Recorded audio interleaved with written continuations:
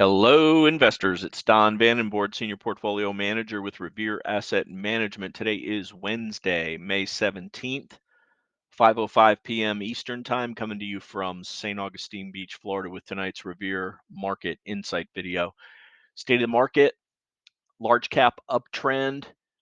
Got some help today from small caps, and ironically, it was led by what we've been avoiding, KRE and also KBE. Big rally in the banks today. Check over here at the trend gauge. Leadership still neutral to bullish. Short term improvement here as mid caps and small caps got above, at least one close above anyway, their short term 21-day exponential moving average. Dow just slightly below the 21, S&P and NASDAQ 100 above. On the indexes relative to their medium term 50-day moving average, mid caps the only one below. Dow back above after 1 day below, and small caps reclaimed their 50-day moving average. S&P and NASDAQ continue to trend above and using the long-term 200-day moving average. Mid and small caps below there, large cap indexes above there. Bottom line, we're neutral across the board, but things got a little bit better today. So what happened? Mid-morning, both President Biden and House Leader McCarthy uttered the "there will be no default" phrase, and the market had a minor gap up after they gave similar information after the close yesterday. And we broke out to the upside, had about a 1% rally off of the levels where we were consolidating after the gap up, and it was led by banks and not led by staples and utilities. In fact, and healthcare. In fact, those three defensive sectors lagged. If you're a growth fan, that's what you want to see. Here are the final numbers on the day. RG7, this is our 7 ETF composite that we use to keep our finger on the pulse of growth stocks, up 1.43% today. S&P 500 up 1.2, same as the NASDAQ 100 and the Dow. Midcaps up 1.7. Russell led the way, up 2.2.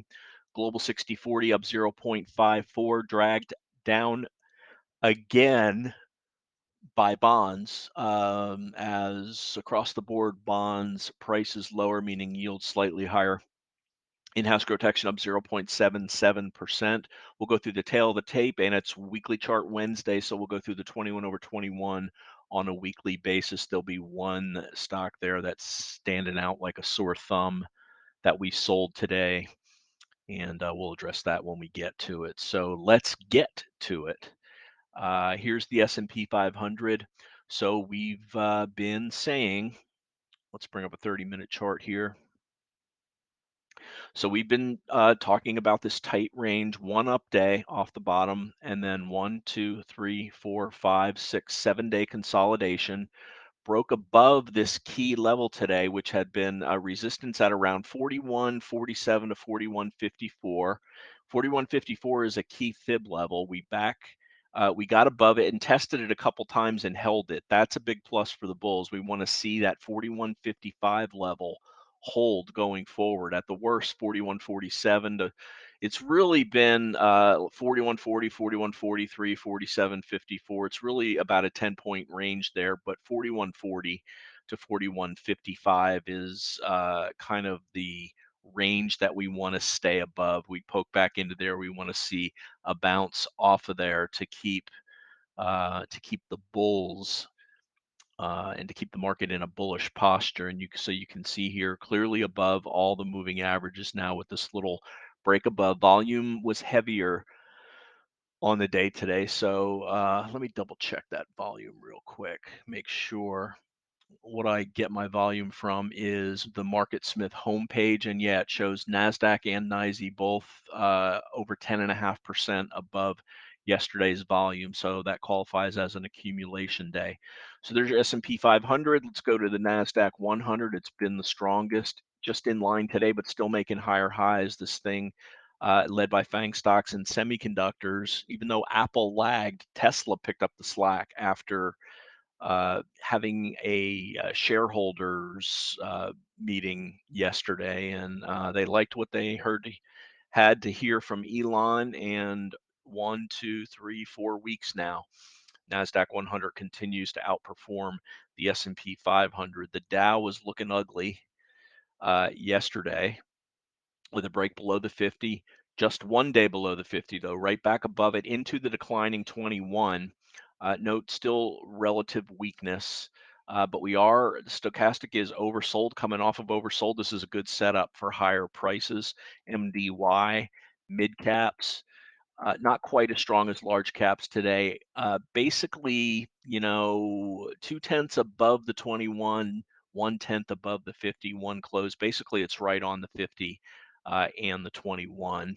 And let's go to small caps, and you'll see the big bar here breaking above, kind of similar to the way the S&P 500 broke above its tight range, and clearly now above the 50-day moving average and the 21. Any pullback, we want to hold those two moving averages. So it's basically 174 to 175 on any pullback, and then go higher off there. Note the difference in the stochastic here versus what it had been, what it looked like for the Dow just coming up.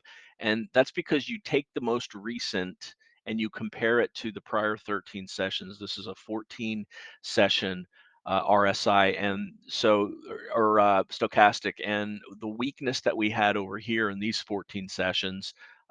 Once you show some strength, it quickly it gets back above that oversold level. So good setup here for IWM, not as good as for the Dow coming off of its lows.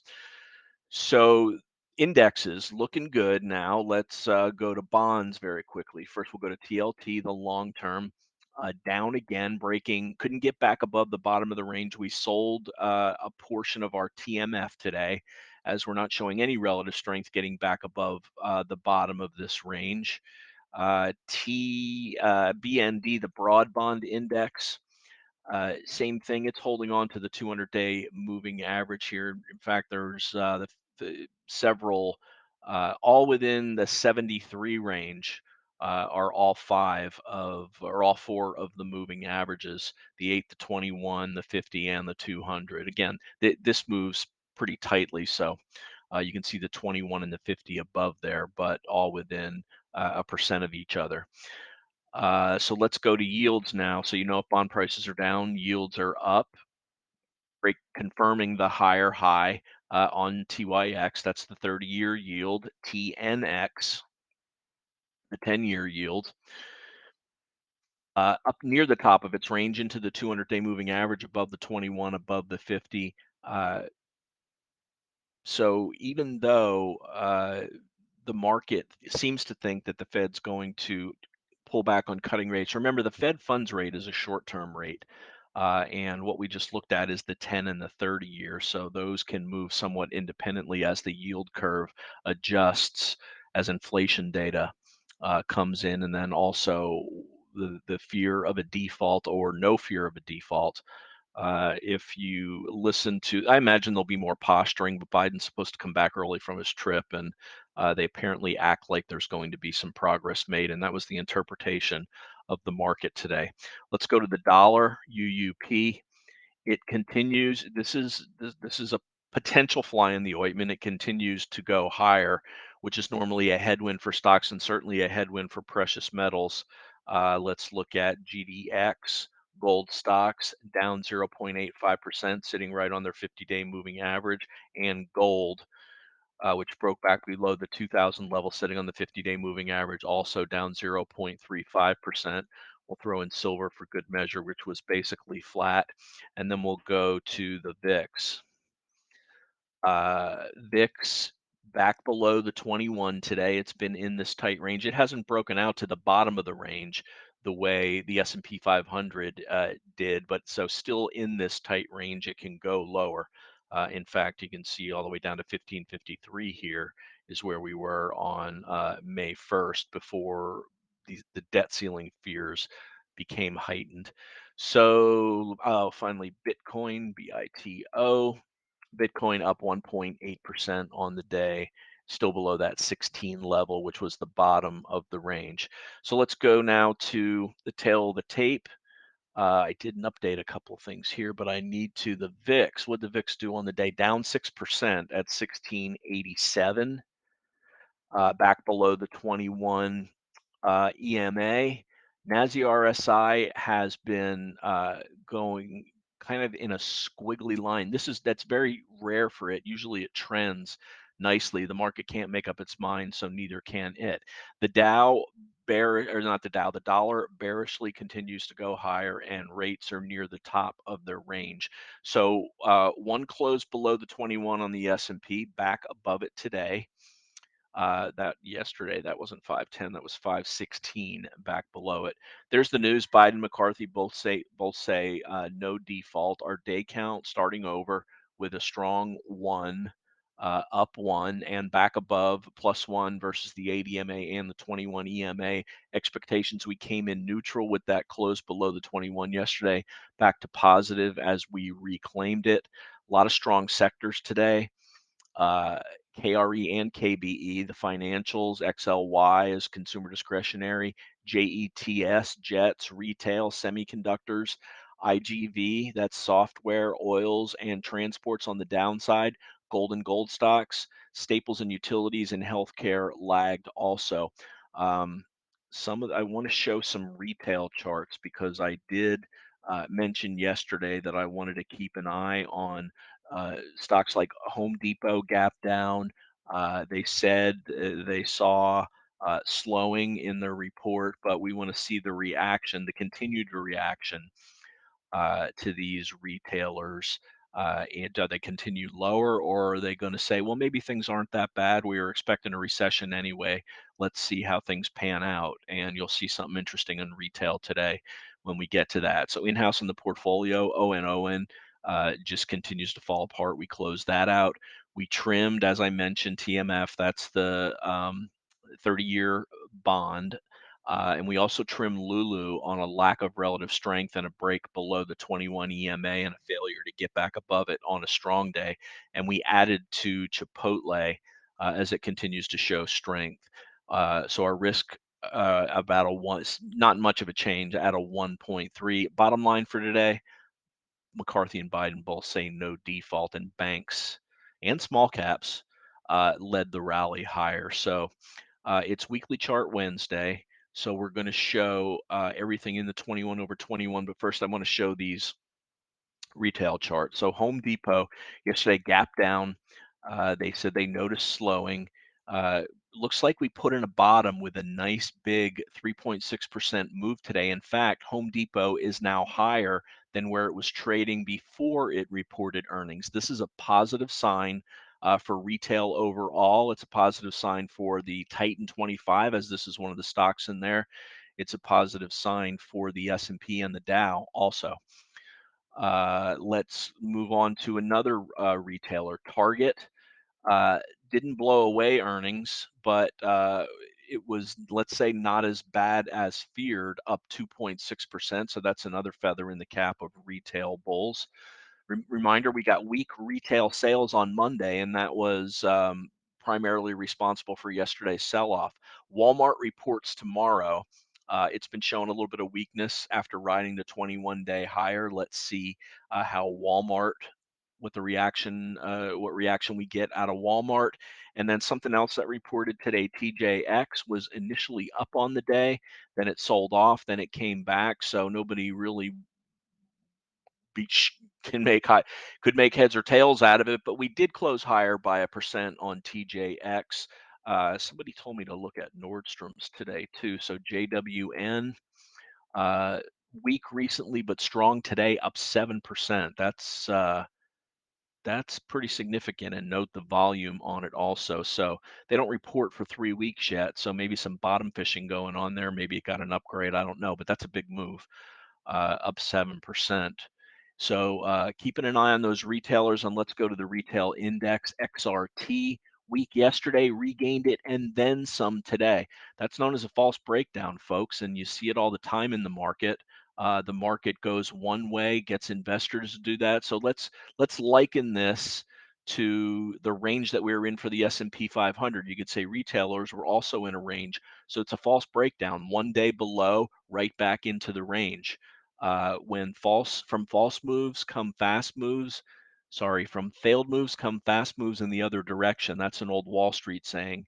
And that kind of fits the bill with what happened with the S&P yesterday. Recall we got shaken out of some of our UPRO on that break below the 21. Some of our ETF long position that we had UPRO. We still have 20% in SSO, but we did get shaken out of some UPRO today or yesterday at the close. Let's take a look at that on the 60-minute chart. And we held up yesterday into the low, and then we broke lower and was concerned about a gap down. Um, Obviously, in hindsight, should have held it because again, failed moves come fast moves in the other direction. That's the S&P 600. Let's look at the S&P 500. Here's the candle that shook me out, breaking below the recent lows of the range, but uh, failed moves come fast moves again. There it is on the S&P 500. Okay, let's go to weekly charts now on the S&P or in the 21 over 21. Taking a step back a little bit here and seeing what these look like on weekly charts in NVIDIA, that's about the prettiest chart you'll see continuing to trend higher anytime it gets near the 10-week. It acts like a just a slingshot off of the 10-week moving average. If we got a red flag over here, it means we own it in the portfolio. Meta, same thing after its big move up, consolidating with relative strength. So you want to look at two things here. You want to look at the pattern here, and you want to look at the relative strength line as well as the moving averages, which you know how we roll here. All of these will be above the moving averages. Lulu has been showing relative weakness this week, but it's been on below average volume. We did trim a little bit today as two closes below the 21 and not really showing strength on a day when the markets were. Microsoft, 3 weeks tight, breaking higher.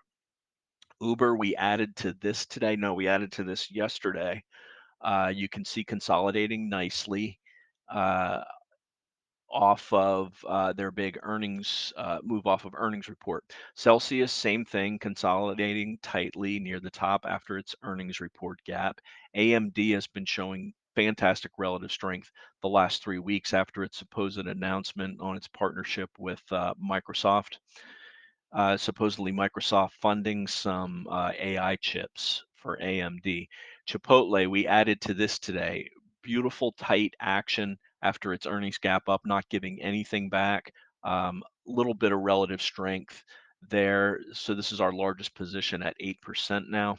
ELF, relative weakness above the 10 EMA. We're still holding on to a 3% position on this. It showed some strength late in the day, but look at the run that it's had. Look at that relative strength line on the weekly, just fantastic.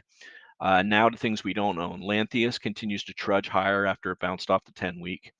Wingstop consolidating its earnings move up. ON, this is the heartbreaker, down 15% on the week. Now remember, we scaled going into earnings. We know the risks. We were prepared for a worst case 20% move down.